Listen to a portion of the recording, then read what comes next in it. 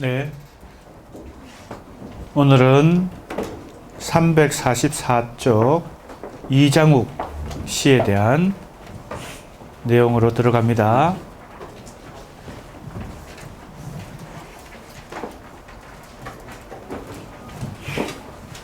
제목이 모반의 형식이라고 되어 있습니다. 자, 지금 지난 시간까지 공부한 박정대 씨, 그리고 오늘부터 공부하는 이장욱 씨, 다 유형으로 보면 세 번째 유형에 속하죠. 우리가 이번 한 학기 동안 계속 세 가지 유형으로 90년대 이후 한국 현대시를 지금 분류해서 공부하고 있습니다. 자, 그런 의미에서 이 제목 모반의 형식 할 때 모반은 뭐에 대한 모반일까요? 모반이란 게 뭐예요? 배반하는 것이죠. 배반하는 거. 뭐에 대해서 배반하는 걸까요? 이전의 시의 형식에 대해서 배반한다는 겁니다. 그죠? 그래서 우선 제목을 이해하면 이 모반의 형식이란 제목도 기존의 시의 형식인 서정의 형식으로부터 배반한다. 그것을 배반한다. 그러한 모반의 형식이 여러 가지 형태로 나타나는데 이장욱 시에서 그것을 차례로 살펴본다는 것입니다. 그래서 이 평론의 큰 틀부터 살펴보면 1장 독백과 묘사, 이것은 이장욱 시의 언어가 시어가 가지고 있는 시적 표현의 특성이 이러한 특성을 갖는다. 독백과 묘사가 섞여 있다. 그죠? 혼합되어 있다. 는 것이고, 2장 346쪽 보세요. 구름의 형식부터 바로 모반의 형식의 유형을 차례로 지금 얘기하는 것입니다. 여러 가지 방식으로 모반한다는 겁니다. 첫 번째 모반의 방식이 바로 346쪽에 나오는 2장 구름의 형식입니다. 그 다음 뒤로 넘어가 봅시다. 351쪽에 나오는 3장 정지된 시선, 이것이 두 번째 모반의 방식입니다.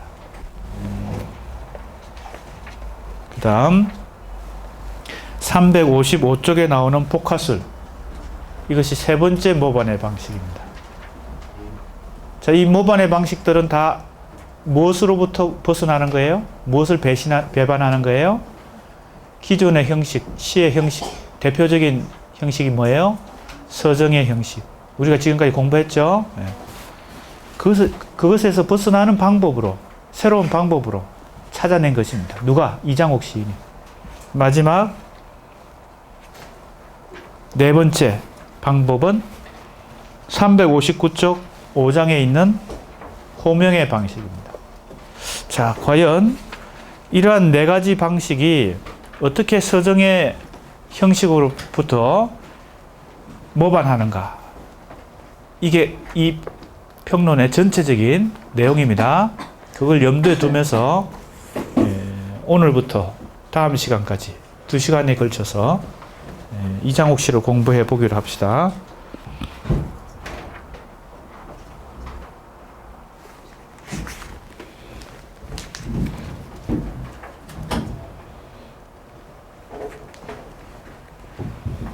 (344쪽) 1장 독백과 묘사라고 되어 있는데, 이것은 이장욱 시의 어법에 해당됩니다. 어법.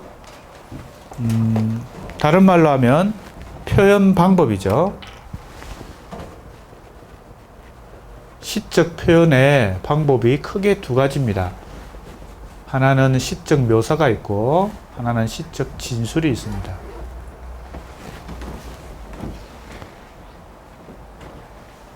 모든 시들은 크게 이 두 가지 방법으로 뭡니까? 창작됩니다. 시인들이 시를 쓸 때 묘사로 시를 썼느냐, 진술로 시를 썼느냐. 그죠? 아주 큰 틀입니다. 시적 표현의 방법입니다. 묘사는 다른 말로 하면 그림 그리기고, 진술은 이야기하기입니다. 말하기, 이야기하기.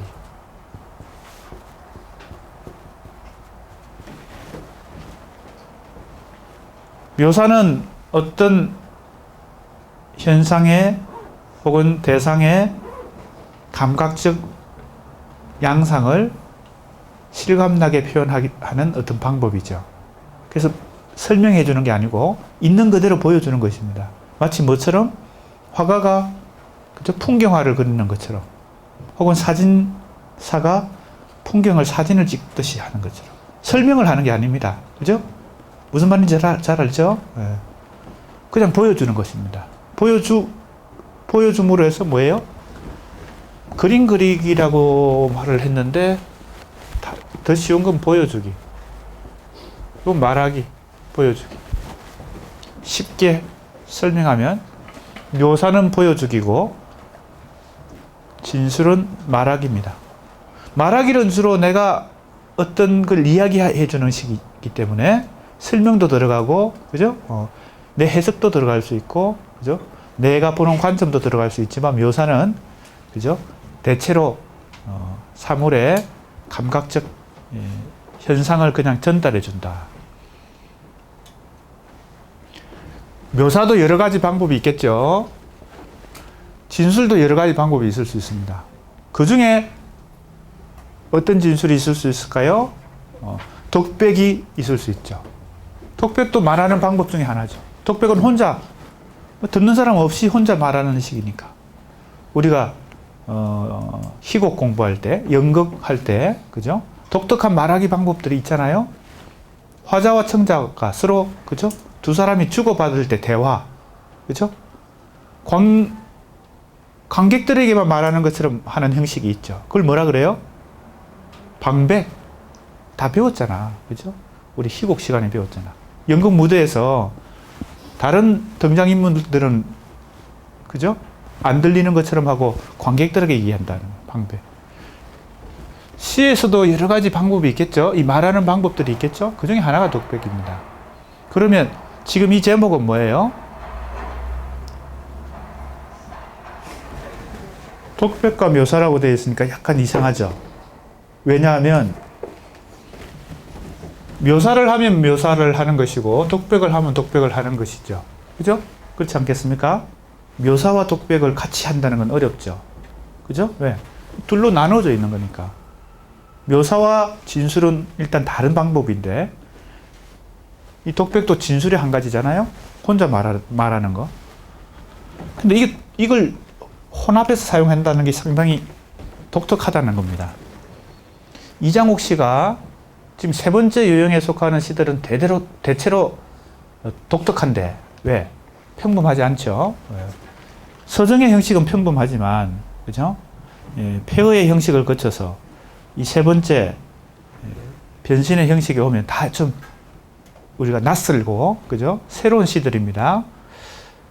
우선 이장옥 씨가 왜 새로우냐? 왜 낯선가? 왜 독특한가? 시를 언어 표현의 방법이 이 두 가지를 같이 결합해서 사용한다. 표현 방법이라고 할 수 있죠. 어법 혹은 표현 방법. 언어 표현 방법. 자, 한번 읽어보면서 실제로 그런가 살펴보도록 하겠습니다. 작품이 바로 제시되어 있는데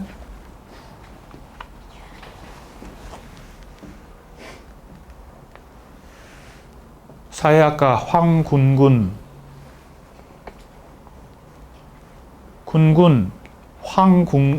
미안합니다. 이름을 내가 실수로 잘못 불렀습니다. 왕군군이네요. 왕군군. 안 왔습니까?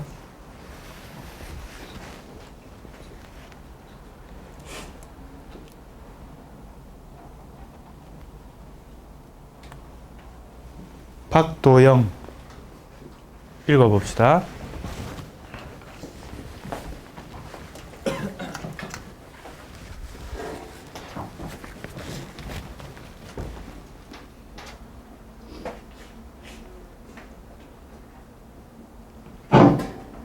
어디든 나를 중심으로 돌고 있는 밤의 천체가 있지. 길 바깥에 구부러진 나무들, 실편백을 적시는 새벽비. 너무 흔한 체면 속으로 한 여자의 부드러운 등이 흘러갔을까 하지만 생각나지 않네. 돌아오지 않기 위해 내가 치를 수 있는 무엇이 더 있었을 것이다. 제목이 너무 흔한 풍경인데 이장옥 시집에서 찾아낸 한 부분입니다. 우선 독백인 걸 잘 알 수 있죠. 잘 보세요. 그죠? 진술의 방식 중에서도 혼자 중얼거리는 식으로 지금 말이 어법이 형성되어 있습니다. 어디든 나를 중심으로 돌고 있는 밤의 천체가 있지. 이렇게 첫 문장이 되어 있습니다. 나를 중심으로 돈다는 겁니다. 세상이. 그죠? 우주가. 그렇죠. 이 표현은 참 적절한 표현이죠. 그죠? 실제 우주는 나를 중심으로 돌지 않죠. 하지만 나라는 어떤 자아가 이 세상의 중심이 되어서, 그죠? 세상을 다 관찰하고 바라보고, 그죠? 대면하니까 이런 표현이 가능합니다. 그죠? 길 바깥에 구부러진 나무들, 실편백을 적시는 새벽비. 자, 이런 건 묘사에 가깝습니다. 설명, 이야기가 아니고요. 말하기가 아니라 대상을 묘사하는 데 가까워요. 너무 흔한 체면 속으로 한 여자의 부드러운 등이 흘러갔을까? 다시 독백이 나옵니다. 누구한테 말을 건네는 게 아니라 혼자서 중얼거리는 거예요. 하지만 생각나지 않네. 돌아오지 않기 위해 내가 치를 수 있는 무엇이 더 있었을 것이다. 예, 상당히 뭔가 이 안개처럼 불투명한 모호한 그런 분위기 속에, 그죠? 뭔가 방황하는 듯한 어떤 화자의 모습을 보여줍니다. 뭔가 정확한 어떤 의미는 찾기가 어렵지만 이장옥의 시가 보여주는 것은 독백과 묘사가 혼합된 형식이다. 뭐가? 시적 표현의 형식이 이것과 이게 혼합된 듯한 특성을 보여준다. 대체로 거의 모든 시에서 일단 이것은 어느 차원에서 표현 차원에서 특성을 찾은 것입니다. 독백은 자기 중심적인 언술이지만, 그렇죠? 원래 독백은 자기 혼자 중얼거리는 거니까 자기 의식 및 무의식만을 드러내는 것이 아니라 사물 혹은 현실과의 관계성을 내포한다. 보통 독백을 통해서 자기 생각이나 자기 감정을 많이 표현하죠. 하지만 지금 이 시에서 보듯이 현실과의 관계도 나타난다는 겁니다. 이장옥 시에 등장하는 풍경은 바로 사물 혹은 현실의 모습이다. 그런데 너무 흔한 풍경, 제목이 너무 흔한 풍경이에요. 그런데 너무 흔한 풍경이 암시하듯 시적 자아는 풍경과 단절되어 있거나 그저 스쳐 지나가고 있다. 풍경과 밀접한 관계를 갖는 게 아니고 그냥 나와 풍경 사이는 이 나무, 여기 나오는 풍경들 있죠? 나무가 등장하고 새벽비가 등장하는데 그냥 무관한 듯한, 그죠? 무심한 듯한. 쉽게 얘기하면 거의 흔히 얘기하는 쿨한 어떤 관계예요. 쿨한 관계. 보통 우리 서정시에서는 나무가 등장하거나, 그죠? 여기서처럼 새벽비가 등장하면 그 자연물에 자기 자아를 어떻게 해요? 투영하거나 투사하거나 반영해서 나무가 바로 자기 자신이기도 하고, 우리가 앞에서 공부했던 여러 편의 서정시들이 대체로 그렇죠. 서정시 가장 기본 특성은 자연물과 자아를 동일시하는 것인데 여기는 자아와 이 풍경들이 겉도는 겁니다. 겉돌아요. 그래서 약간 어떤 느낌이 드나 하면 모호한 느낌을 주기도 하고, 그죠? 근태스러운 느낌을 주기도 하고, 그렇습니다. 무미건조한 느낌을 주기도 하고. 344쪽. 자, 그래서 이장옥 시를 읽으면서 우리가 어떤 걸 확인해요? 시적 의미를 확인하기보다는 어떤 뉘앙스, 분위기, 느낌 이런 걸 먼저 시에서 확인하게 됩니다. 이 시를 읽어도 그래요. 그래서 차라리 무관함 혹은 무심함으로 표현할 수 있는 단절의 관계는 이장옥 씨의 독특한 분위기를 낳는 원인이 된다. 모태가 된다는 것은 원인이 된다는 거죠. 예. 자, 이장옥 씨는 굉장히 독특한 분위기를 가지고 있는데 사실은 이것이 의미보다 더 이장옥 씨에서 중요하다. 왜? 이장옥 씨는 기존의 서정시가 가지고 있는 의미 전달 중심의 그런 시의 전통으로부터 벗어나려고 하는 겁니다. 그러니까 이렇게 모호한 어떤 언어를 통해서 분위기를 전달하는 거죠. 너무 흔한 체면이 대변하고 있는, 여기 있죠? 이 짧은 시에 그 단어가 어디 나옵니까? 너무 흔한 체면 속으로 한 여자의 부드러운 등이 흘러갔을까? 이렇게 했죠. 이것도 약간 비몽사몽가네. 그죠? 모호한 어떤 의식 상태에서, 즉, 체면 상태에서 마치, 언어를 표현하고 있는 것처럼, 독백을 하고 있는 것처럼 보입니다. 몽환적인 분위기가, 이 이장옥 씨의 기본적인 특성입니다. 그러니까 이장옥 씨를 읽으면, 굉장히 몽롱한 느낌을 갖는다. 모호하고 불투명한 느낌을 갖는다. 그런데 그게 반드시 시에서 단점이라고 하기 어려워요. 왜냐하면 시는 의미만 전달하려는 게 목적이 아니기 때문에 이 묘한 분위기 이런 걸 우리가 생활하면서 혹은 살아가면서 경험하는 것들이 의미만 경험하는 게 아니잖아요. 알 수 없는 어떤 그런 모호한 분위기도 경험하기 때문에 그 경험을 전달하려고 하는 거죠.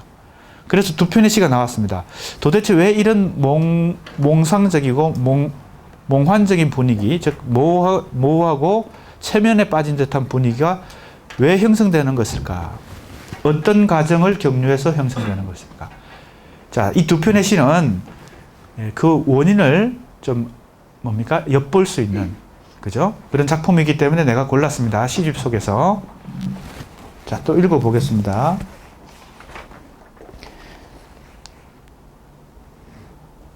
서동호. 마이크를 좀 전달해 주세요. 조교가 좀.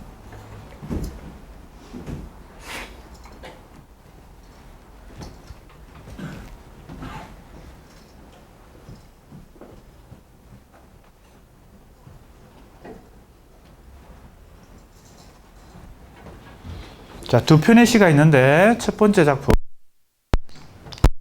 크게 천천히 한번 읽어봅니다.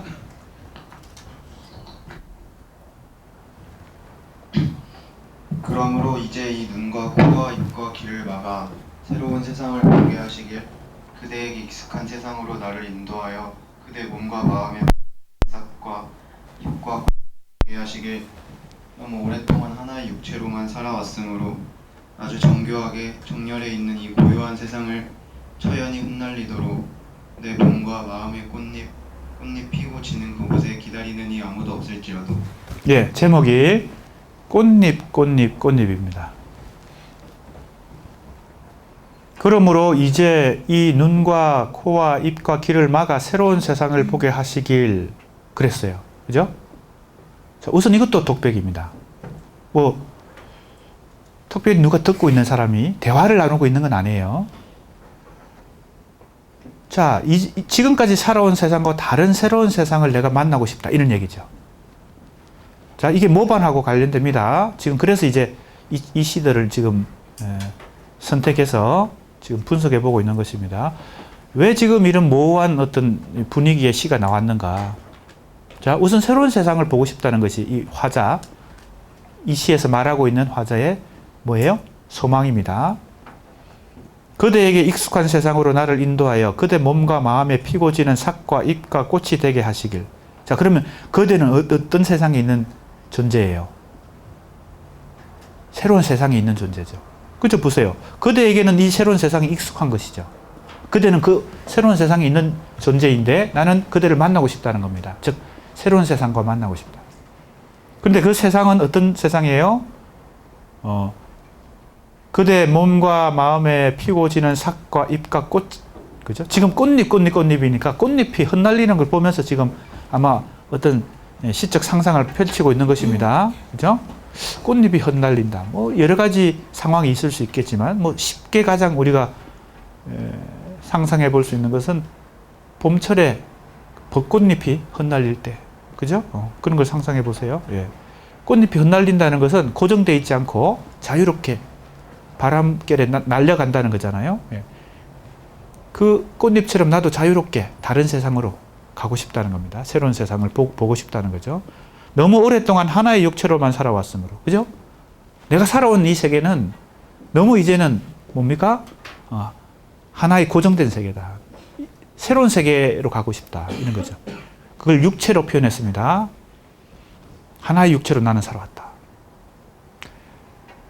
자, 그럼 새로운 세상을 보게 되는 것하고 같은 뜻을 가진 게 뭘까요? 나는 다른 육체로 살고 싶다는 겁니다. 이게 바로 내가 뭐라고 말한 거하고 같은 거예요? 내가 다른 육체가 되는 게 뭐예요? 그게 변신이죠. 그러니까 지금 이 이장옥 시인도 우리가 지금 세 가지 유형 살피고 있는 바로 이 변신의 특성을 갖고 있다라고 볼 수 있습니다. 너무 하나의 육체로 살아왔다는 겁니다. 너무 오랫동안 하나의 육체로 살아왔다. 여러분들도 그런 생각을 할 때가 있지 않아요? 내가 다른 사람으로 태어나서 지금부터 다른 삶을 살면 좋겠다. 그죠? 지금까지 자기 삶이 좀 그죠? 불만족스러울 때 그럴 수 있겠죠. 그게 바로 변신입니다. 하나의 육체로만 살아왔으므로 아주 정교하게 정렬해 있는 이 고유한 세상. 그죠? 이 세상은 너무 정교하게 정렬돼 있어. 질서가 잡혀 있어. 난 좀 더 자유롭고 싶다는 겁니다. 뭐처럼? 흩날리는 꽃잎처럼. 이 고유한 세상을 처연하게 흩날리도록 내 몸과 마음의 꽃잎 피고 지는 그곳에 기다리는 이 아무도 없을지라도. 그죠? 자, 이 세상이 아니라 새로운 세상, 즉 지금까지 내가 살아온 이 하나의 육체가 아니라 또 다른 육체로 산다는 것은 어떤 세계로 가는 거예요? 읽은 학생. 어떤 세계일까요? 새로운 세상. 또 하나의 육체로 살아왔으니까 다른 육체로 내가 만약에 살아본다면 그 세계는 어떤 세계일까? 자기가 만약에 그런 세계를 산다면 상상해 보세요. 힌트가 마지막 문장에 있습니다. 그곳에 기다리는 이니 아무도 없을지라도.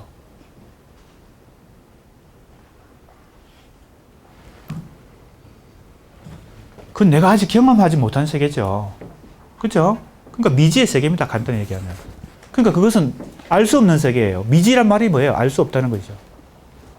내가 한 번도 경험하지 못했으니까 지금 이 세상이 아니라 새로운 세상을 만나고 싶고 이 육체가 아니라 다른 육체로 살아보고 싶은데 그 세계는 어떤 세계인지 내가 알 수 없는 것이죠.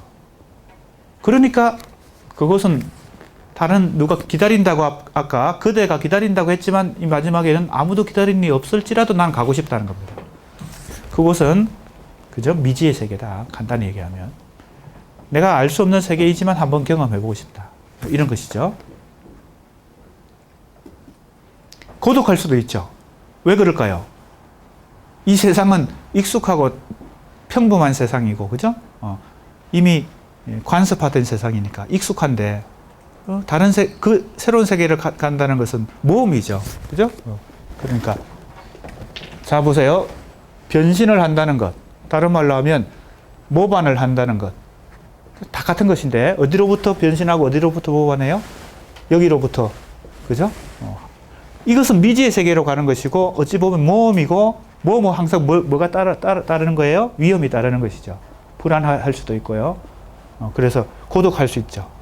아무도 기다리는 일 없는 허허벌판인 나 혼자 새로운 세계를 만날 수도 있는 것이죠. 자, 그러니까 항상 뭐예요? 이 전위적이고 실험적인 시들은 모험을 하는 것입니다. 실패할 수도 있는 것입니다. 그죠? 성공이 보장된 게 아니죠.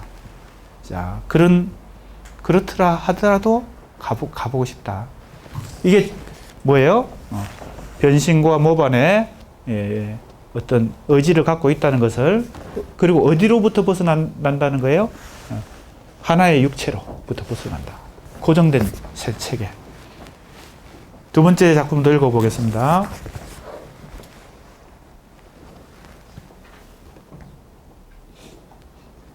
물리학과 박정헌. 전달해 주세요.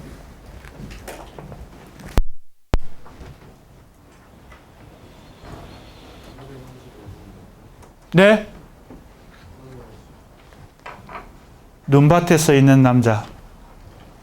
왜 이렇게 당황합니까? 안절부절 못하고. 어디를 하는지도 잘 못 찾고. 자, 읽어봅시다. 집을 말렸다. 그것은 빠른 시간이었다. 여긴 어디지? 텅 빈 눈밭에 서서 그는 그 집의 허공을 신비한 자세로 이동하던 배틀을 떠올린다. 나는 다만 굴복하고 싶었지. 사내는 표정 없이 웃는다.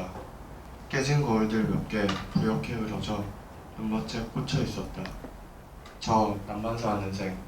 이제 무언가 그를 덮칠 것 같다. 갑자기 격렬한 웃음을 터뜨리는 사내 위로 핀 조명. 서서히 저문다. 예. 요 시는 조금 독특한데, 지금까지 읽은 작품하고 조금 다른데, 자, 읽은 학생, 어떤 점에서 다를까? 지금까지 읽은 작품들은 묘사와 독백이 결합된 시들이었는데, 지금 이 작품은 그러한 기준에서 볼 때 어디가 달라졌을까? 자신을 묘사하다가 그 마이크를 좀 가까이 대고. 자신을 대상으로 묘사를 하다가 이제 객체로 바뀐 것 같습니다. 객체가 뭐예요? 그리요. 그라는 인물이 등장했으니까 이건 독백이라고 말하기는 어렵죠. 그죠? 독백은 보통 내가 말하는 게 독백이니까, 1인칭 화자가 말하는 게 독백이니까, 여기서는 좀 객관화된 인물, 그라는 인물을 등장시켰습니다. 그래서 이 독백이라고 말하기는 좀 어렵죠. 하지만 나라는 1인칭 화자가 독백하는 건 아니고 그라는 인물이 지금 독백하는 장면이 나옵니다. 어디예요? 여긴 어디지? 이런 식의, 그죠? 장면입니다. 집은 흘렸다. 집이 흘렸다는 것은, 집도 굉장히 상징적이죠. 집이 뭘 의미할까요? 1번 앞에서 읽은 첫 번째 시에서 찾는다면 집이 흘렸다. 그건 하나의 육체죠. 그죠? 기존의 세상이죠. 집이라고 하는 것은 고정된 것이고 우리가 안주하는 곳이니까. 미지의 세계로 모험을 떠나는 이 세계가 아니죠. 집은 내가 정착해 있는 곳이니까요. 근데 집이 흘렸으니까 이제 허벌판에, 그죠? 바람 부는 벌판에 쓴 것처럼 이제 뭐가 가능해지는 거예요? 변신과 모반이 가능해지는 것입니다. 그죠? 집은 고정된 것이고, 그죠? 전통을 의미하고 관습을 의미하죠. 근데 이 집이 흘렸다는 게 마냥 행복한 것은 아니죠. 왜요? 아까도 얘기했잖아요. 이 모험을 한다는 것, 이것은 불안한 것이기도 하죠. 그죠? 불안한 것이기도 합니다. 그래서 이 작품을 보면 그게 잘 나타납니다. 여긴 어디지? 텅 빈 눈밭에 서서 그는 그 집의 허공을 신비한 자세로 이동하는 빛들을 떠올리다. 나는 다만 굴복하고 싶었지. 사내는 표정 없이 웃는다. 깨진 거울들. 자, 거울이 깨졌다는 것은 뭘 의미할까요? 읽은 학생, 거울이 상징하는 게 뭘까요? 깨진 거울. 이것은 뭐가 지금 소멸했다는 거, 뭐가 깨졌다는 걸 의미할까요? 집이 흘렸다 하고 상당히 유사한, 그죠? 맥락이죠. 그럼 이건 해석한다면 뭐가 지금 사라진 거예요? 거울이 깨졌다는 것은. 자아 아닐까요? 그렇습니다. 그죠? 자아의, 조금 더 구체적으로 하면 뭐라고 해야 될까? 자아의 뭐라고 해야 될까? 주체성도 가능한 답이고, 정체성. 그죠? 자아의 정체성이 이 거울에 나타나죠. 내가 거울을 보면 나라고 하는 게 나타나잖아요. 그죠? 근데 그게 깨어져 버렸으니까 내가 두 쪽으로, 세 쪽으로 더 산산조각 나서 보일 거 아니에요. 그 깨진 거울을 보면. 그러니까 집이 흘렸다는 것이나 거울이 깨졌다는 것이나 굉장히 상징적인 의미입니다. 자, 이 서정의 형식이 주로 자기 동일성을 근거로, 그죠? 형성된다고 했고, 반대로 이 변신의 형식이 이 동일성 반대 뭐? 타자성을 근거로 쓰여진다 그랬으니까, 바로 지금 이 시가 집이 흘렸다, 거울이 깨졌다 이런 표현을 통해서 동일성으로부터 동일성이 뭐죠? 사라지는 모습, 그죠? 이제 타자성으로 가야 된다는 거. 이 타자성을 찾기 위해서 뭐예요? 이 모반을 하고 미지의 세계로 모험을, 그죠? 나서야 된다는 걸 보여주는 작품이죠. 자, 그렇게 해석이 가능하겠죠? 또 물론 다른 해석도 해볼 수 있지만, 저 남반사하는 생, 그죠? 이제 자신의 삶이 하나의 정체성으로 이렇게 딱 안정감을 가지고 고정된 게 아니라 깨진 거울에 비친 자기 얼굴처럼, 자기 모습처럼 남반사하는 거예요. 그죠? 이것은 카오스로, 코스모스에서 카오스로 가는 것입니다. 코스모스 카오스 알죠? 네. 질서로부터 무질서로 가는 거예요.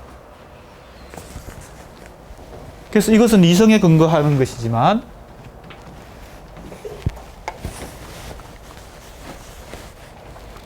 이것은 의식과 이성에 근거하는 것이지만, 이것은 무의식에 근거하죠. 그죠? 비이성에 근거하죠. 그래서 이것은 미지의 세계고, 고독할 수도 있고, 한편으로는 불안을 동반하죠. 그래서 이장옥의 시만 그런 게 아니고, 지금 우리가 대체로 이 세 가지 유형 중에 이 유형이, 세 번째 유형 공부하고 있죠? 이 유형이 무의식적 타자성, 무의식과 타자성을 표현하는 것이 공통점인데, 그것이 가지고 있는 특성을 이렇게 보여주는 것입니다. 이걸 찾아간다는 것은 상당히 고독과 불안을 감수해야 된다. 위험을 감수해야 된다. 이제 무언가 그를 덮칠 것 같아. 그죠? 뭔가 불안감이 있는 것입니다. 왜? 이제 집에 자기를 지켜줄 보호막이 없어졌으니까. 집이 뭘 의미한다고요? 전통과 관습을 의미하고, 이제 기존의 질서를 의미하는데, 거기서부터 벗어나니까. 갑자기 격렬한 웃음을 터뜨리는 사내 위로 핀 조명 서서히 저문다. 자, 이렇게 됐어요. 마지막 구절도 뭔가 굉장히 암시적이죠. 아까 내가 질문을 해서 이 시는 보통의 이장옥 시하고는 달리 이 독백이 아니다. 그죠? 그리고 거라는 인물을 등장시켰다. 마치 뭐처럼? 이것도 약간의 어떤 형식을 차용했죠. 무대 형식. 그죠? 희곡의 형식을 차용한 것입니다. 핀 조명이, 그라는 주인공에게 조명이 비치다가 조명이 꺼진다는 식으로 작품이 끝나고 있습니다. 희곡 형식을, 그죠? 차용했죠.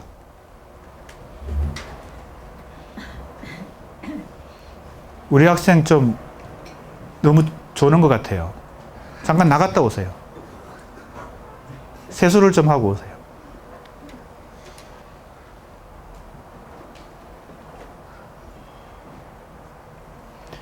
자, 345쪽 이제 설명 부분입니다. 1과 2는 이장옥 씨의 발생론적 근거를 함축하고 있는 점에서 주목할 만하다. 자, 발생론적 근거가 뭐예요? 내가 아까 이 작품을 왜 지금 분석하고 있다 그랬어요? 이장옥 씨가 왜 이런 모습을 가지게 됐는가? 이장옥 씨가 발생 원인을 찾아본다는 거죠. 이 두 편의 시는 그걸 암시하는 대목이 있기 때문에 바로 뭐예요? 이걸 추구하는, 동일성으로부터 타자성을 추구하는 그러한 내용이 암시적으로 나타나기 때문에 이 두 작품은 이장옥 씨가 발생하게 된, 즉 나타나게 된 원인을, 근거를 제시하고 있다. 그 뒤에 설명들은 내가 이미 다 했기 때문에 시를 해석하면서 346쪽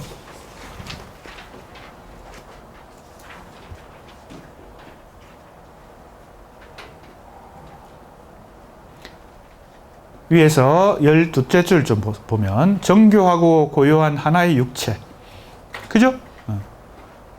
이것은 집이기도 하고 거울이기도 한데 그것이 깨졌죠. 집은 흘리고 거울은 깨졌죠.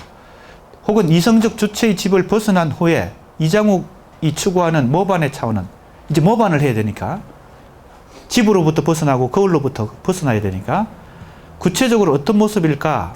그리고 이를 통해 시적 자아는 현실 또는 타자와 어떻게 만나는 것일까? 이제 다른 방식으로 기존의 방식과는 다른 방식으로 이제 현실과 만나야 되는데 자 이제 차례대로 그래서 이 방법을 살펴보는 것입니다. 이장욱 씨가 보여주는 첫 번째 모반의 방식은 구름의 형식이다. 그래서 이제 첫 번째 구름의 형식이 나옵니다. 이게 다 뭐의 방법이에요? 변신 혹은 모반의 방법들이에요. 첫 번째 방법, 구름. 구름이 형식이 된다는 게 뭘까요? 아까 우리가 맨 처음 시를 읽으면서 이게 뭔가 묘사와 진술이 시적 표현면에서는 묘사와 진술이 섞여 있는데 묘하게 불투명하고 그죠? 모호한 느낌을 준다. 그게 바로 뭐예요? 실체를 그죠? 사물의 실체를 그죠? 희미하게 만들어 보는 거죠. 안개처럼. 안개야말로 불투명한 것이죠. 그죠? 물의 여러 가지 형상 중에서 비나 눈, 그죠? 강물이나 바다 이런 게 아니고 안개는 그죠? 기체도 액체도 그죠? 아닌 뭔가 그 경계에 있는 불투명한 것이니까 마치 시를 안개처럼 불투명하게 쓴다는 겁니다. 과연 어떻게 하면 구름의 형식이 될까? 역시 두 편의 시가 있는데 읽어보겠습니다.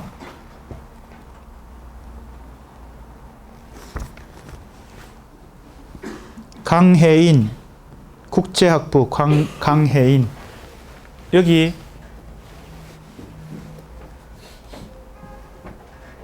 거리가 오늘은 굉장히 머네요. 조개가 좀 힘들겠습니다.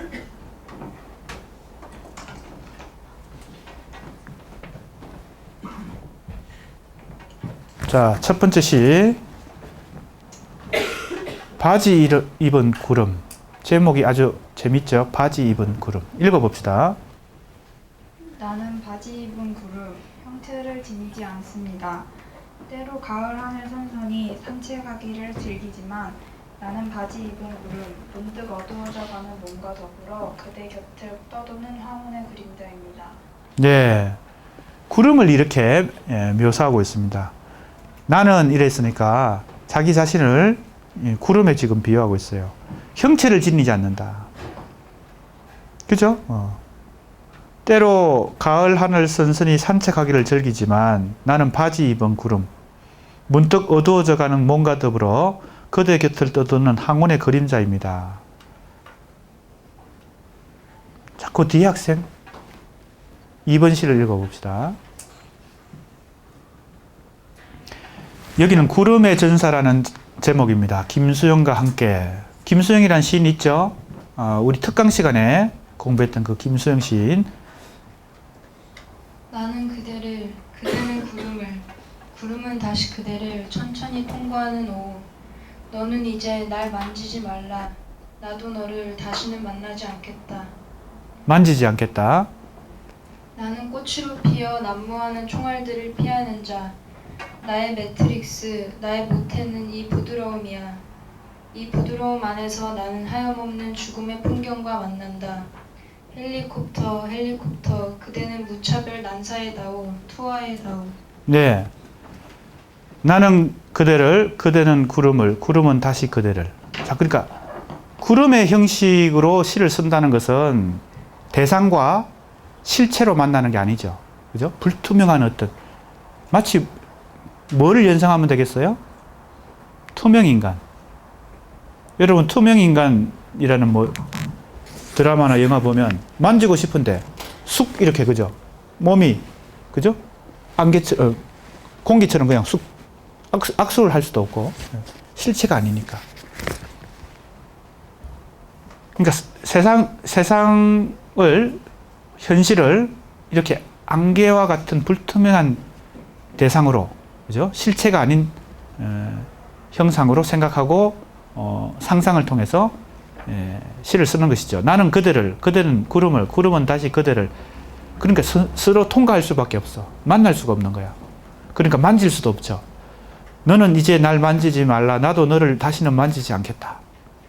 자, 이게 첫 번째 모반의 방식인데 역시 마찬가지입니다. 이것은 미지의 모험이고, 그죠? 변신인데 뭔가 고독하죠. 이 내용을 잘 여기서 느껴지는 뉘앙스는 고독하죠. 왜?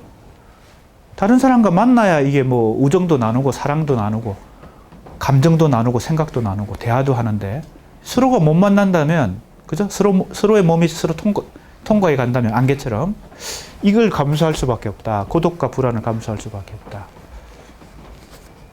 자, 그러니까 기존의 서정의 형식으로부터 벗어나는 것이 어떤 특성을 갖는지를 우리가 알 수 있습니다. 나는 꽃으로 피어 난무하는 총알들을 피하는 자. 왜? 총알도 그죠? 나에게 상처를 줄 수 없죠. 난 안개니까, 구름이니까. 나의 매트릭스, 나의 모태는 이 부드러움이야. 그죠? 실체는 이 안개로부터, 구름으로부터. 이 불투명한 것으로부터 모든 세상의 현실들이 나타났다는 겁니다. 모태란 것은 엄마의 몸이니까, 엄마의 자궁이니까, 이 부드러움 안에서 나는 하염없는 죽음의 풍경과 만난다. 왜 죽음이 등장했을까요? 예, 실체가 없다는 것은 결국은 이 고독 혹은 허무와 연결되죠. 허무하죠, 사실은. 실체가 없다면. 그러니까 이 허무의 끝에는 죽음이 있겠죠. 이렇게 지금 결국 죽음과 만날 수밖에 없는데, 아까 앞에서 뭐라 그랬어요? 그 새로운 세상을 만나고 싶다 그랬는데, 그곳에 아무도 기다리는 일이 없을지라도 가보고 싶다. 그죠? 고독할 수도 있겠죠. 그 세계는요. 혹은 죽음에 도달할 수도 있겠죠. 그러니까 모험은 항상, 그죠? 위험을 동반하는 것이죠. 그래도 이제, 뭐예요? 이 변신의 형식을 시도하는 시인들이 있는 것이죠. 미지의 세계로 모험을 떠나는 것입니다. 그 첫 번째 방법이 바로 이 구름처럼 되는 것이다. 설명 부분 보세요. 이장욱은 형체를 지니지 않는 구름의 몸을 그의 시적 형식으로 채택함으로써 자신을 이끄는 매혹에 복종하고 아름다운 모반을 꿈꾼다. 그죠? 무정형과 밑으로 보세요.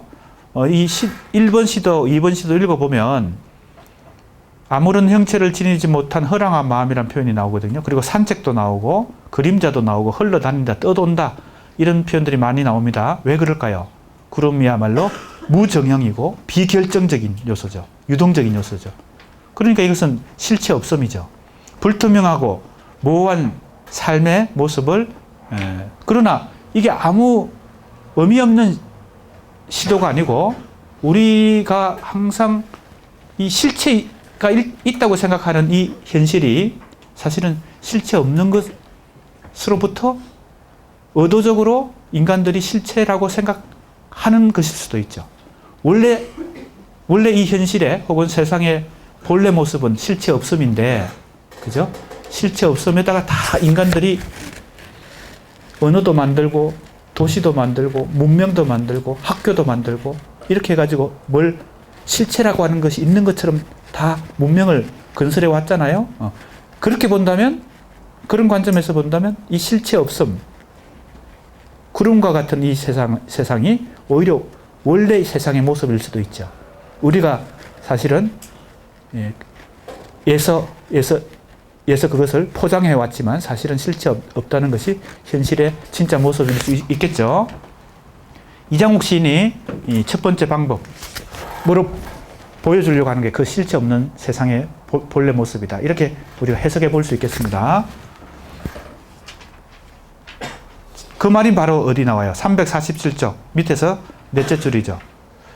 다섯째 줄, 347쪽 밑에서 다섯째 줄. 이 구름의 형식은 개념으로 환원되지 않는 삶과 현실의 불투명하고 모호한 실상. 이게 원래 모습인데 실체 없음이 원래 모습이라는 거죠. 에 근접하려는 시적 전략의 소산이다. 그죠? 자, 이 첫 번째 방법이 어떤 의의가 있느냐, 어떤 의미가 있느냐 하고 물으면 이렇게 답할 수 있겠다는 겁니다. 내 나름대로 해석할 때 348쪽으로 합니다. 자, 그런데 또 한 가지 어떤 현상이 부딪혀요. 죽음과 만날 수 있는 것이죠. 그 실체 없음의 끝에는. 그죠? 그래서 그리고 왜 하염없는 죽음의 풍경과 만나는 것일까? 왜 내 몸을 만지지 말라고 그렇게 얘기하나? 그죠? 그것은 고독한 세계죠. 그죠? 그래서 허무와 죽음과 만나는 곳이기 때문에 조금 더 다른 작품을 살펴봅니다. 역시 두 편의 작품이 인용되어 있습니다. 노경호. 어디 있습니까?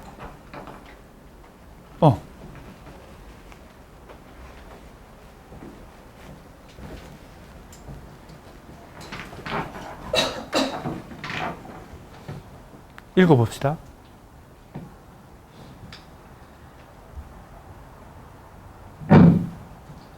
헛것이 취할 수 있는 가장 경건한 자세로 소나기 내린다.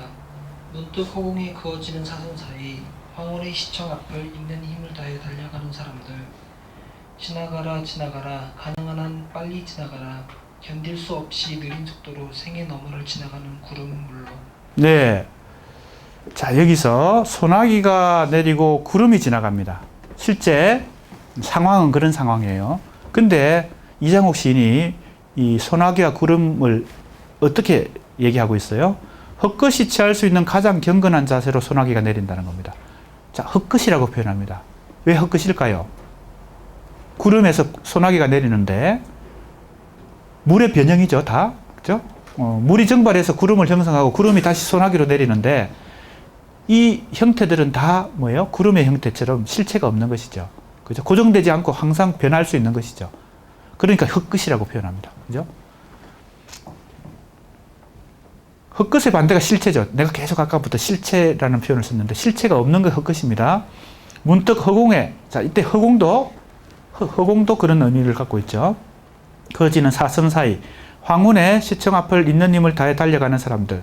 지나가라 지나가라 가능한 빨리 지나가라. 견딜 수 없는 느린 속도로 생의 너머를 지나가는 구름. 구름이 어떤 속도로? 아주 느린 속도로. 그죠? 생의 너머를 지나간다. 삶과 죽음을 경계를 천천히 지나가는 것입니다. 생의 너머라고 하는 것은 죽음이겠죠. 자, 그러니까 이 구름이 어떤 특성을 갖는지를 이 시도 간접적으로 암시적으로 보여주는 작품입니다. 그 다음 작품 또 읽어보겠습니다. 남우현. 이쪽으로 옆에 학생들이 좀 도와주세요.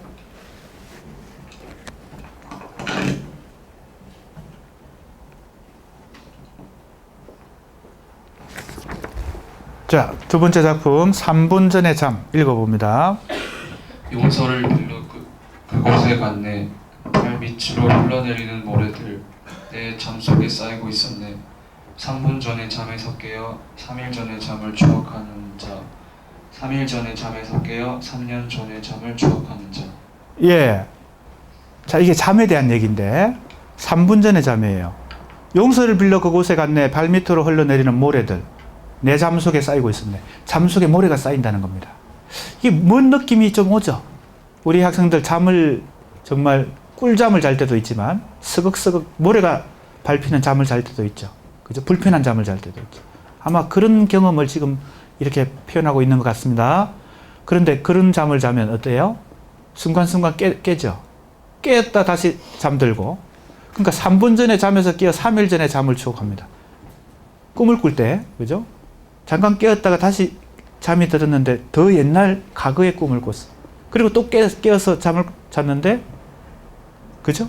더 옛날 3년 전에 잠을 추억한다. 이런 표현입니다. 뭔가 이 잠도 불투명하고 모호한 세계죠. 바로 뭐를 가장 대표적으로 보여주는 세계예요? 이 무의식을 보여주는 세계가 잠인데, 결국 궁극적으로 이 구름의 형식은 무의식과 깊은 연관을 갖고 있다. 그죠? 구름은 불투명하고 모호한 특성으로 인해서 이 무의식의 세계와 관련을 갖고 있다. 이렇게 우리가 해석을 해볼 수 있겠습니다.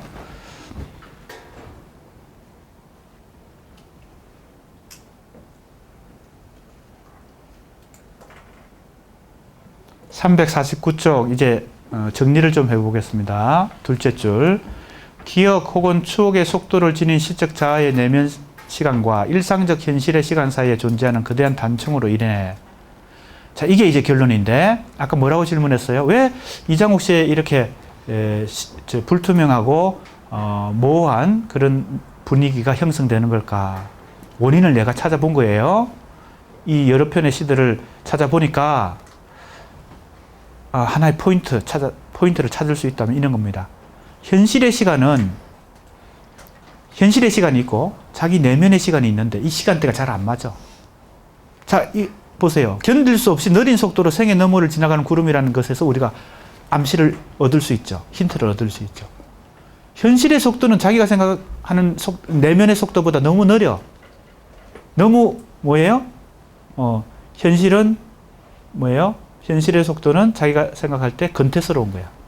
자기 내면의 속도는 빨리 지나가는데, 그죠? 다른 세계로 가고 싶은데 이 현실은 너무 느린 속도로 지나가니까 그 사이에 시간의 격차가 있습니다. 시간의 간격이 있다는 겁니다. 격차가 있어요. 이것이 원인이 된다라고 나는 이제 분석한 것입니다. 이 시들을 근거로, 앞에 나오는 시들을 근거로. 자, 왜 첫 번째 시에서 견딜 수 없이 느린 속도로 생의 너머를 지나간다는 표현이 나오고, 두 번째 뭐예요? 시간 개념이 나오죠. 3분 전에 잠에서 깨어서 3일 전에 잠을 추억하고 또 깨어서 3년 전을 추억하죠. 그러니까 속도가 어떻게 가요? 이 잠의 세계 혹은 무의식의 세계가 이장옥 시인의 얘기에 있어서 미래로 가는 시간도 빠르고 과거로 가는 시간도 3일 전, 3년 전, 3분 전, 3일 전, 3년 전 이렇게 과거로 가는 시간도 엄청나게 이 무의식 세계에서는 빨리 전개되는데 현실의 시간은 항상 어때요? 현재로부터 이렇게 천천히 미래로 지나가죠. 그죠? 그러니까 그 사이에 현실의 시간과 내면의 시간 사이에 엄청난 격차가 있기 때문에 그의 시가 자, 읽어보겠습니다. 349쪽 다시 읽습니다. 둘째 줄입니다. 기억 혹은 추억의 속도, 이것은 바로 시인이 가지고 있는 내면의 시간입니다. 기억 혹은 추억의 속도를 지닌 시적 자아의 내면 시간과 일상적 현실의 시간 사이에 존재하는 거대한 단청, 이게 이제 격차나 그죠? 간격입니다. 이장옥 씨의 몽롱한 분위기도 생겨난다. 그리고 대상에 대해서 지겨움의 정서가 근태스러운, 무미건조하고 근태스러운, 아까 쿨하다 그랬잖아요. 대상을 직접 만나는 게 아니라 스쳐 지나가는 것은 이 내면의 시간과 이 현실의 시간이 안 맞기 때문에 쿨할 수밖에 없는 거죠. 무관심한 것이죠. 대상에 대한 지겨움, 간단히 얘기하면 근태스럽다는 겁니다. 어떤 대상도, 현실적인 어떤 대상도 근태스럽게 느끼죠. 그래서 이런 독특한 이장옥 씨의 뉘앙스가 만들어진다. 이장옥 씨에서 기억 혹은 추억은 생각의 모습으로 변주되기도 한다. 자, 기억이 생각으로 나타나는 구절을 한번 보겠습니다. 강인수. 예, 빨리 전달해 주세요. 우리 학생, 마이크 들고 있는 학생. 여기군요. 조금 전달해 주세요.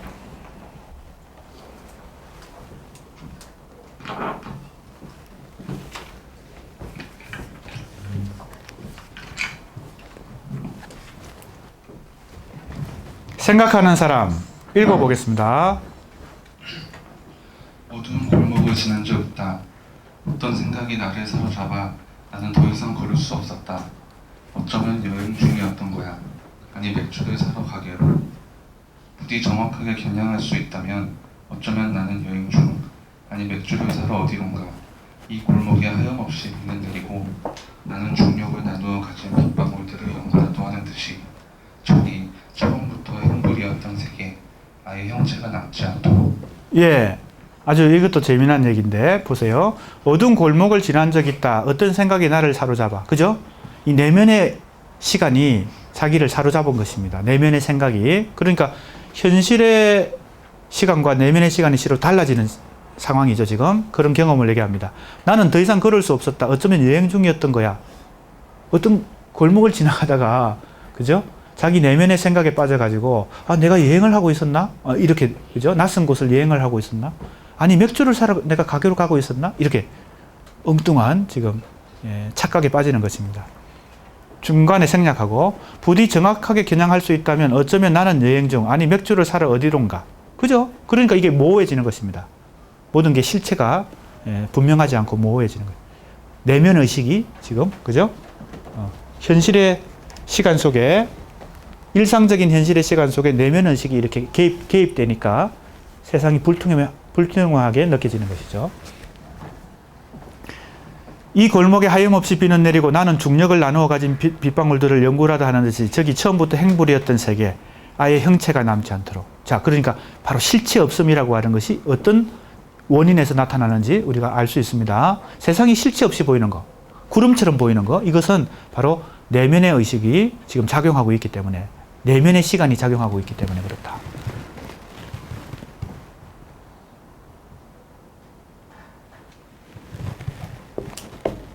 자, 그래서 349쪽 마지막 줄입니다. 이러한 생각의 차원은 현실의 대상을 단지 동어 반복일 뿐, 즉 현실이 자꾸 지겹게 느껴지는 겁니다. 근태스럽게 느껴지는 겁니다. 지겨움으로 바라보게 된다. 구름의 몸으로 허랑한 마음을 지닌 채, 그죠? 예, 구름의 형식을 지금 추구하게 되면 마음이 허무해져요. 배회하는 이장목, 그러니까 방황하게 되죠. 이장목의 시선은 추억 혹은 생각의 시간과 현실의 시간 사이의 단절에 의해서 창란이 만들어진다. 세계와의 심리적 거리와 창란의 시선은 신으로 하여금 자신의 운명이 지닌 우연성과 불행을 무심하게 바라보게 된다. 무심하다는 게 아까 내가 얘기했던 쿨하다는 거죠. 이 현실이 너무 우연적으로 느껴지는 겁니다. 그죠? 실체가 없으니까. 우연의 반대말이 뭐예요? 필연이죠. 이 세상을 필연적으로 우리는 자꾸 생각합니다. 그게 바로 이성의 작용이죠.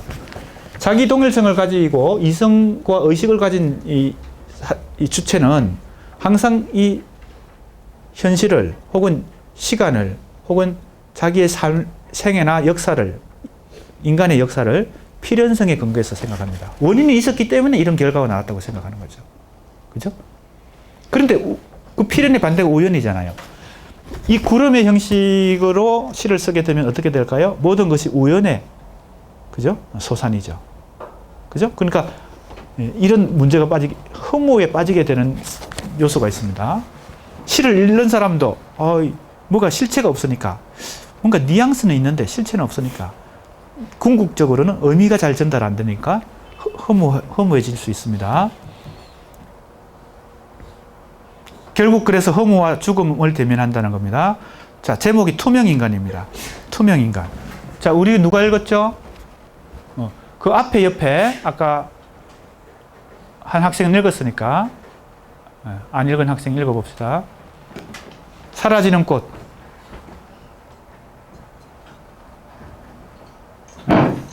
꽃은 사라진다. 사라지는 것으로서 꽃은 햇살의 내부에서 잊혀진 어둠에 대하여 잠깐만요. 투명인간 읽어야 되는데 350쪽 투명인간 읽어봅시다. 어쩌면 몇 편의 죽음으로만 한 시대를 설명할 수 있을지는 모른다. 종로 2가의 가로수, 종로 1가의 바람, 크로포트킨 공작이 무의미한 세계를 견디지 못해 아나키스트가 되었다는 소문은 사실이 아니다. 광화문의 바람, 가로수, 다시 바람. 정신 분석은 지겹다. 그러므로 아직도 나와 친한 것들은 스스로를 오래 묵인하여 죽어가는 것들이다. 가령 무언가를 향해 필사적으로 도열해 있는 간판들, 10월의 태양 아래 혼자 끓는 육체. 예, 투명인간은 구름의 형식을 그죠? 다른 버전으로 얘기한 것이죠. 구름이나 투명인간이나, 그죠? 자, 그러면 이 투명인간이라는 시를 보면 죽음이 등장합니다. 그죠? 그리고 무의미한 세계라는 무의미가 등장하죠. 아나키스트가 뭐예요? 무정부주의를 얘기하는 거죠. 바로 무정부주의가 이 구름의 형식을 그죠? 잘 보여주죠. 카오스의 세계, 실체 없음의 세계. 그죠? 하나의 중심이 없는 것입니다. 정부가 없다는 게 뭐예요? 중심이 없는 거예요. 강화문의 바람, 가로수, 정신분석은 지겹다. 그러니까 대체로 기존의 어떤 학문적인 거 이런 것도 지겨운 것이죠. 기존의 전통 이런 게 다 지겨운 것이죠. 그러므로 아직도 나와 친한 것들은 스스로 오래 묵인하며 죽어가는 것들. 그러니까 이제 죽음을 이제 생각하게 되는 거죠. 그죠? 허무와 죽음과 만나게 됩니다. 이제 구름의 형식은 그죠? 아까 미지의 세계로 미지를 향해서 모험을 떠나는 자유를 그죠? 가지고 있을 텐데 한편으로는 이 허무와 죽음과 만난다는 것이죠. 자, 그래서 밑에 설명 부분입니다.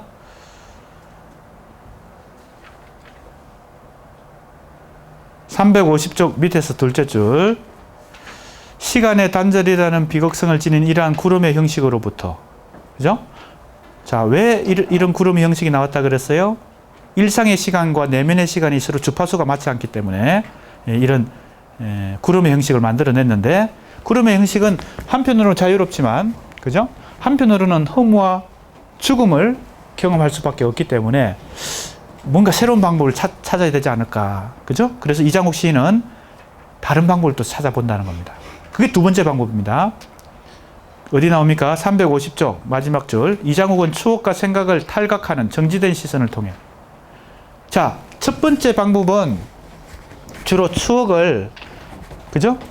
과거로 혹은 미래로, 그죠? 이 잠을 통해 가지고 추억과 기억을 발휘하는 것인데, 이게 결국은 이런 허무와 죽음을 만나게 만드니까 아예 이제 다른 방법을 씁니다. 그게 두 번째 방법이죠. 뭐예요? 이제는 내면 의식의 추억과 기억을 아예 지워버리는 것입니다. 그게 정지된 시선이에요. 이것도 새로운 방법입니다. 어떤 방법이에요? 여기서부터 벗어나는 두 번째 방법입니다. 첫 번째 방법과는 아주 다른 방법이죠. 카메라를 찍듯이, 그죠? 카메라로 사진을 찍듯이 순간 정지시켜 버리는 거예요. 시간을 정지시켜 봅니다. 왜냐하면 아까 시간이 어긋나기 때문에, 내면의 시간과 현실의 시간이 어긋나기 때문에 이런 구름의 형식이 만들어졌는데, 구름의 형식과는 아예 다른 방법을 쓰는 것입니다. 이 시간을 아예, 그죠? 왜냐하면 시간이 너무 안 맞으니까, 주파수가 안 맞으니까 아예 딱 순간 정지시켜 버려. 우리 운동 경기 스포츠 장면을 스포츠 사진 기자들이 착각 찍어가지고 신문에 실습니다. 그죠? 골 넣는 장면이라든지 축구에서, 야구에서 배트를 휘두르는 장면, 그럼 딱 순간 정지되죠. 그죠? 시간이 정지돼 버리죠. 그런 걸 생각해 보면 되겠습니다. 351쪽 보세요. 정지된 시선을 통해 사물을 정지된 자세로 포착하는데, 이것이 이성적 주체가 무너진 이후에, 그죠? 아까 앞에서 나온 표현으로 따지면 집이 헐렸다, 집이 허물어진 이후에, 그리고 거울이 깨졌다, 거울이 깨진 이후에 시인이 천착한다는 것은 깊이 추구한다는 겁니다. 열심히 추구하는 게 천착하는 거예요. 시인이 추구하는 두 번째 모반의 형식이다. 자, 두 번째 방법을 이제 여기서 우리가 살펴봅니다. 정지된 시선. 시선을 정지해서 시인이 마치 아까 얘기했듯이 카메라 사진을 탁 찍어서 하나의 장면을 포착하듯이. 박준우. 자, 빨리 전달해 주세요. 자, 어떤 작품인지 한번 봅시다. 앞에 작품하고 비교해 보세요. 첫 번째 방법하고 어떻게 다른지. 그러니까 한 권의 시집 속에 이장욱 시인이 이렇게 네 가지인가요? 5가지인가? 4가지나 되는 이 다양한 방법을 가지고 모반을 한다는 겁니다. 그죠? 자, 읽어봅시다. 개인적인 불행. 내 몸은 낯선 걸음 위에 네가 다른 시간에 너인 듯 나를 지나가는 자꾸 뒤돌아보는 버릇이 생겼어. 가을 단풍이 추락하고 난 새벽의 횡단보도 바로 그 자리를 시속 120km로 통과한 외관에 의해 항산에 문득 정숙 표주로 허공에 떠 있었지. 예. 자, 보세요. 구름이 역시 등장합니다. 내 몸은 낯선 구름 위에 내가 다른 시간에 너인 듯 나를 지나간다. 그죠? 아까 내가 첫 번째 모반의 형식을 분석할 때 뭐가 핵심이라 그랬어요? 시간이 서로 어긋나 있고, 그죠? 내면의 시간과 현실의 시간이 어긋나 있고, 두 번째는 뭐예요? 그래서 현실에 대해서 무심하다, 그죠? 서로 스쳐 지나간다, 이렇게 얘기했죠. 그게 여기 이 시에 그대로 나옵니다. 보세요. 내 몸은 낯선 구름 위에 내가 다른 시간에 너인 듯 나를 지나간다는 거죠. 자꾸 뒤돌아보는 버릇이 생겼다. 그랬는데 아마 교통사고가 난 것 같죠? 시속 120km 외근에 의해 한 사내가 공중에 떠 있다는 겁니다. 문득 정지 포즈로. 여기서 우리가 어디에 주목해야 돼? 요 순간 정지된 포즈, 순간 정지된 장면을 시에 포착하고 있다는 겁니다. 시간을 이제 정지시켜 버리는 거예요. 새로운 방법입니다. 첫 번째 방법하고는 비교가 되는 방법이에요. 두 번째 시도 읽어봅시다.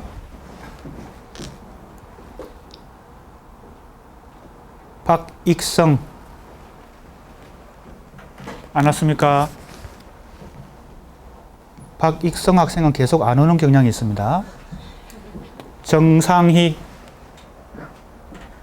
마찬가지네요. 고용곤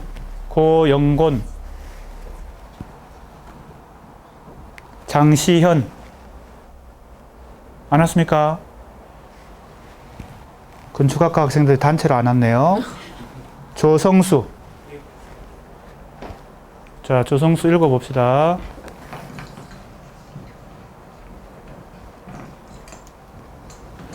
사라지는 꽃.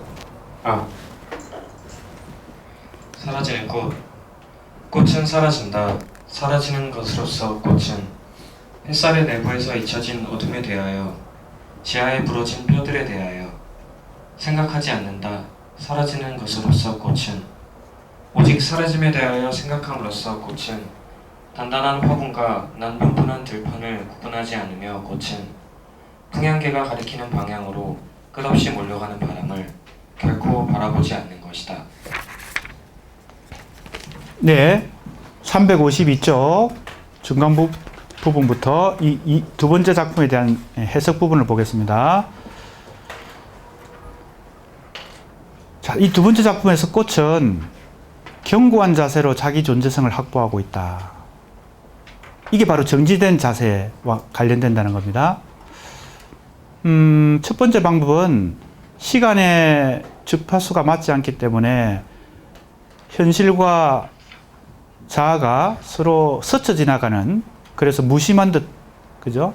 쿨한 자세를 보여줬는데, 여기서 나타나는 이 꽃의 모습은 아주 자기 견고한 자기 존재성을 확보하고 있어요. 그래서 자, 다시 읽어보겠습니다.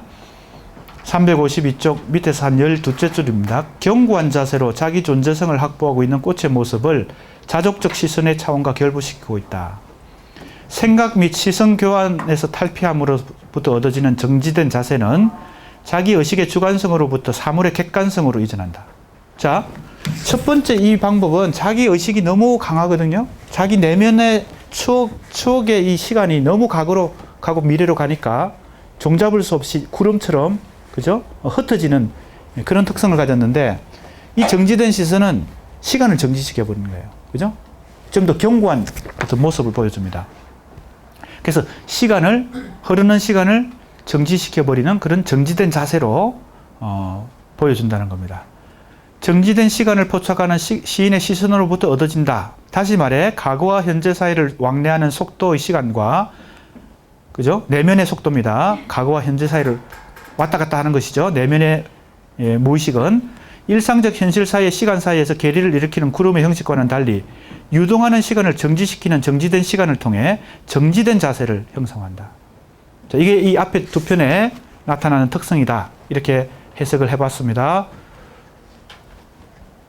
자, 이제 이를 통해 이장옥 씨의 풍경은 시간의 흐름이 멈춰버린 정지된 장면으로 형성화된다. 이렇게 형성화된 이장옥 씨는 풍경 자체가 스스로 존재하는 묘사의 형식이 된다. 자, 맨 처음에 우리가 공부할 때 이장옥 씨가 이 묘사와 독백이 결합된 뭐예요? 어법을 보여주는데, 언어 표현 방식을 보여주는데, 그렇게 얘기했죠? 처음에 그렇게 시작했죠?